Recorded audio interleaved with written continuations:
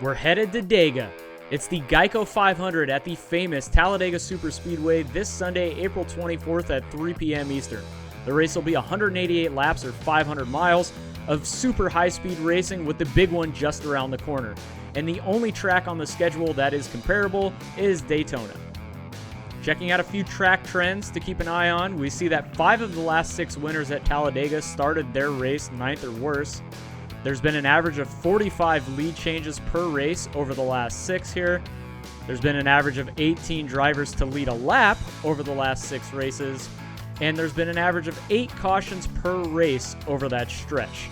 We also see that my arch nemesis, Brad Keselowski, leads all active drivers with 6 career victories at Talladega.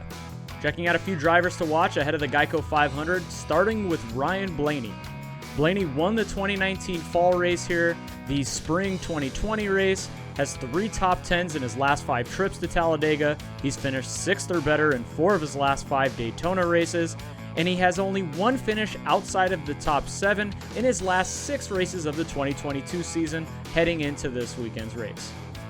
The next guy on the list is not somebody you would normally be looking at in the betting market, but someone who performs really well at super speedways, and that's Michael McDowell. He finished 3rd in this particular race last year. 4 of his last 5 trips to Talladega have resulted in 18th or better finishes. Yes, those are not great, but that means he's running in the top half of the field. He has 2 top 5s over that same stretch. He's finished 7th at Daytona in 2022, and he's top 10 in 3 of his last 5 total super speedway races. The last guy on the list, and a bit of a long shot, is Dillon. His worst finish in 8 career Cup Series races here is 17th.